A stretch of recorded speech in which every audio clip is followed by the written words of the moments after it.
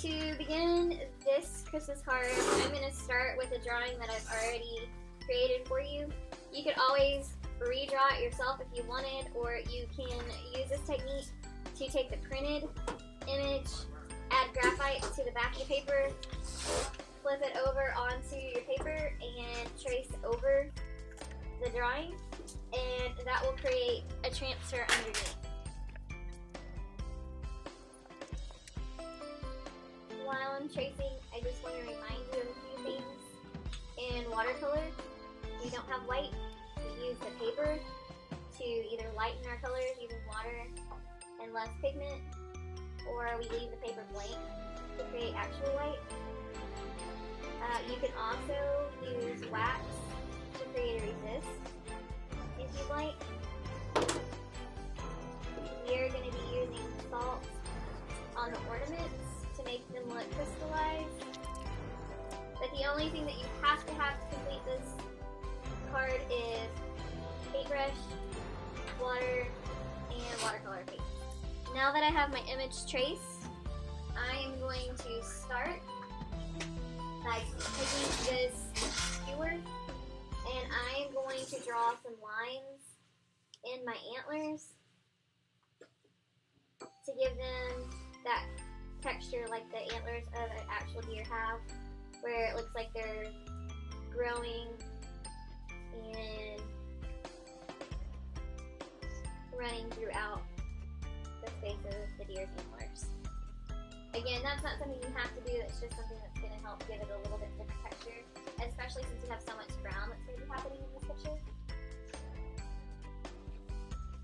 If you wanted to add white, like a white glare to your ornaments, now would be a good time to do that with a white crayon, but I don't think I'm going to do that for this.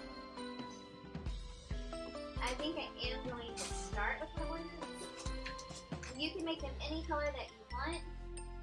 I am going to do this top ornament a nice light blue.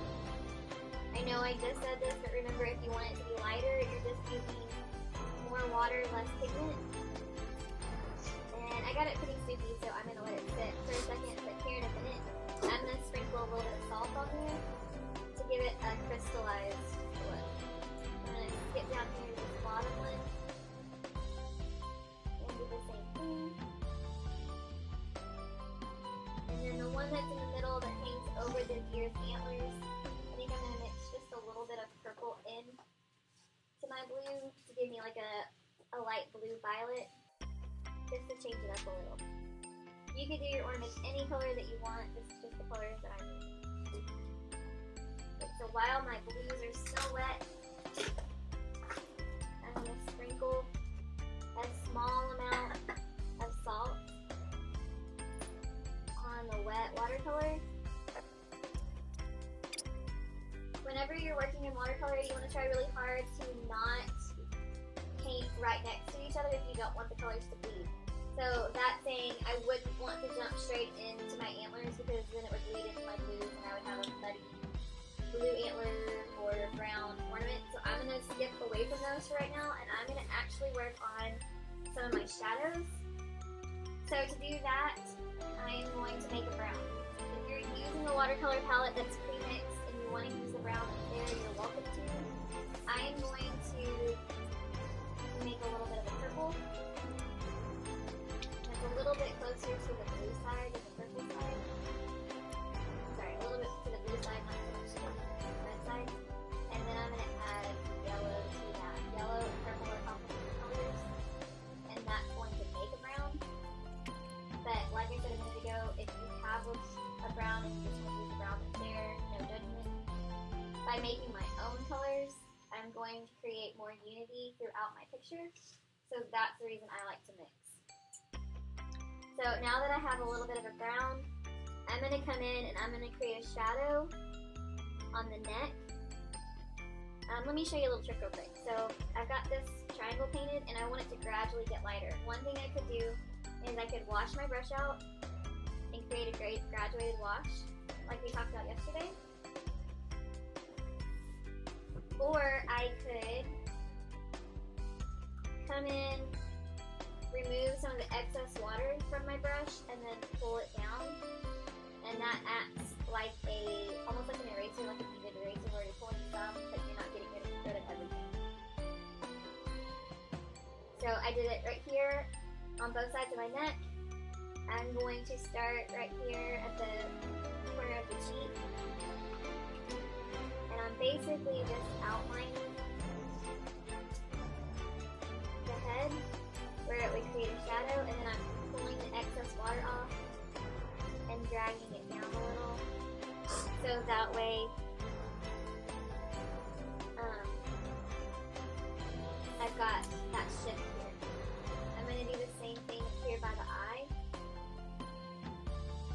Remember, at the end of the day, guys, this is an art project, so if yours doesn't look like mine, that doesn't mean you're doing it wrong. This means it's different, which is perfectly okay. I am going to add a little bit of that same shadow in here to the ear. And then I'm going to let all of this dry. Because we're working so thin right now, these browns will dry super quickly. The next thing I'm going to do is I'm going to make black. In the standard watercolor palette, there should be a black. To me, that black is kind of a greenish color. So you can use it, you can make your own, or you can take the black that's already made and add a little bit of red to it to neutralize that green. To make black, if you're making your own, I would make a green using blue and yellow, and then add red to that.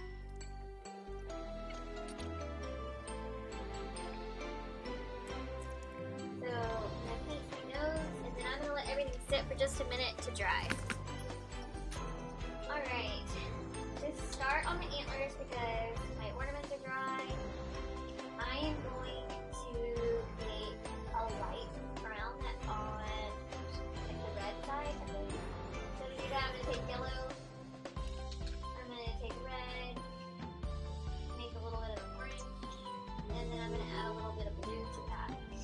If you're using a Crayola watercolor palette, I would suggest using the brown that comes with it and adding a little bit of blue. Ew. I know we've said this more than once lately, but just as a reminder, if you want it to be lighter, you're just using more water, less pigment. So I'm going in and I'm painting my light brown. You should be able to start seeing your sgraffito lines that we did when I started showing up now. Hold more of the pigment, so it should be a little bit darker and have a different texture wherever you drew those.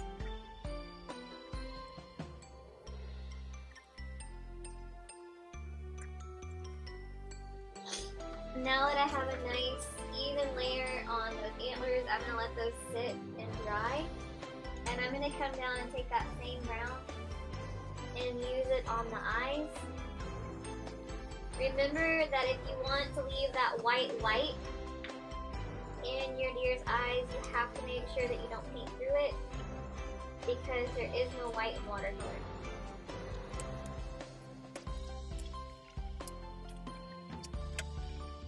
When we did our watercolor techniques, we talked about layering and glazing.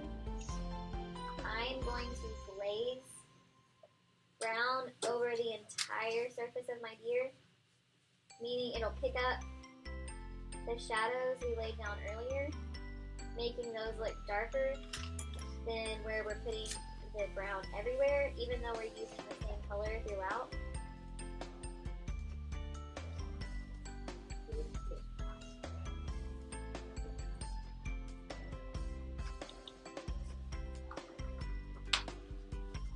I left a little bit of space right here around my nose, so it's a little bit white. Not that it's going to be wrong if you don't do that. It'll just kind of help separate it and give it a little bit more of that authentic deer look.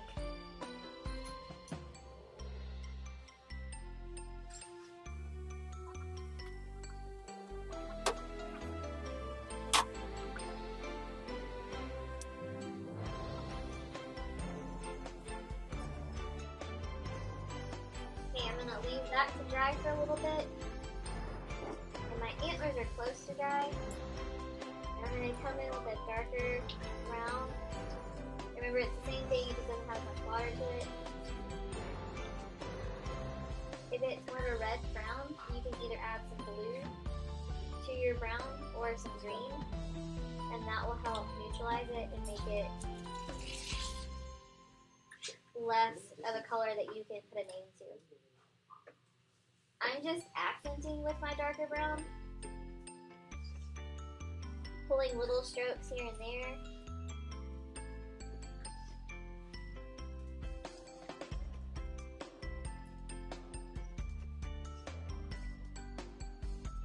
But making sure I don't touch my deer head that I just painted or the ears.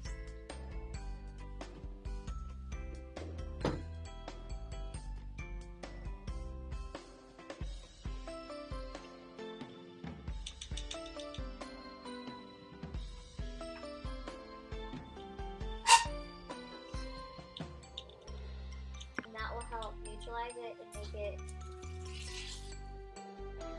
less of a color that you can put into. I'm just accenting with my darker brown, pulling little strokes here and there.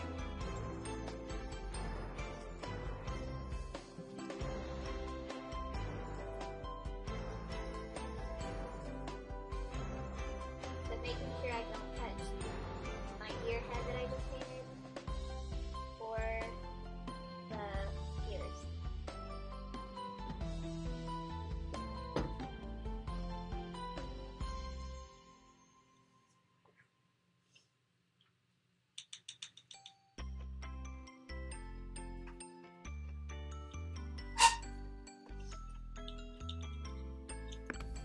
Before I do anything else on this painting, I'm going to outline with a black pen. You can use any kind of ink pen. I'm going to be using a permanent art based pen. This one's a 1.2, which means it's a little bit thicker. This one is a 0.3, and then this one is a chisel tip, which means it's flat and tapered, so I can use one tip or I can use the big end to make a tapered line, either way. But I'm going to start with my 1.2 pen, and I'm going to do an outline on the entire piece. You want to make sure that your paper is completely dry before you do this, because it will either not write or it will mess up your pen.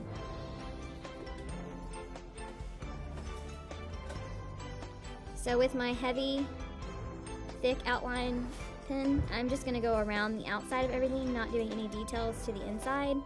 I'm going to do a couple broken lines once I get to where the fur would be on the actual deer, on his body.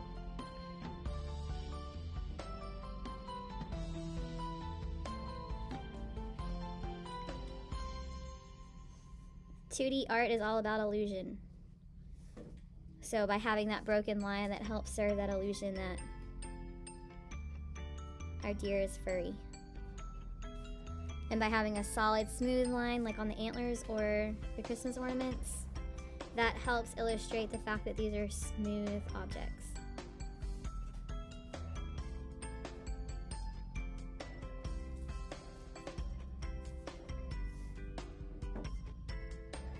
With pen and ink, it's the same kind of idea as pencil. It's a lot easier to go back and add more than it is to try to backtrack. There's no erasing this. So where I'm not sure if I want a wider line or not, I did not use this thicker pen. I can always go back and add more. But now I'm going to take my 0.3 pen. This is going to show you the difference between the size, but also allow me to do some smaller detail that's not quite as bold. I can always come back and add that thicker, bolder line with my wider pen if I want. I just realized that's supposed to be black, so I'm going to leave a little white line there, and I'm going to fill this part in. There we go. Same thing as with my thicker pen. Anything that I want to look furry, I can just make a broken dotted line, like here on the jawline or down the nose. The closer together I make that broken line, the more solid and substantial it'll seem. By having it a little more spaced out, it kind of gives you a wider feel.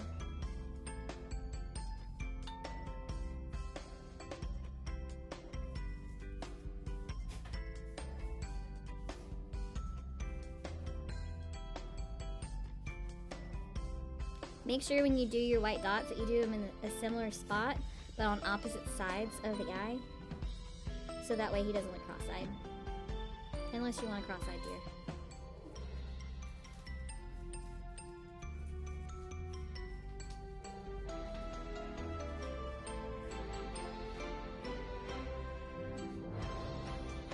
So, just for fun, where my ornament's attached to my deer antlers, I'm gonna do like a couple of wrap lines, so that way it looks tied on. You don't have to do that, you can do one straight line if you want. It's up to you, dealer's choice. Okay, I think I have everything now. So I'm gonna go back and thicken up some of these lines. I don't want this line on my neck to be quite as thick as the outside 1.2 pin. So I'm just gonna go back over it in spots so that it's a little thicker, but not quite as thick as it is down here. I'm gonna do the same with parts of my cheek. Maybe up here on the outside of my ears. And then I think I'm gonna add a couple of small thin lines to my antlers for texture.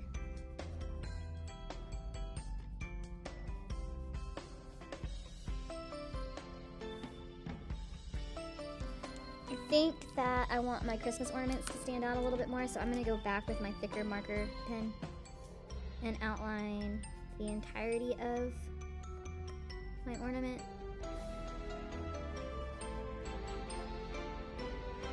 Remember, this is not something that makes or breaks your design. If this is not something that you have access to or just don't want to do it, it will not hurt or make your picture look bad in any way at all. Excuse me. But I think it's just a nice way to kind of finish it off and make it look polished. Before I'm finished, I'm going to come down here and I'm just going to write "Deck the Halls" before I call it done.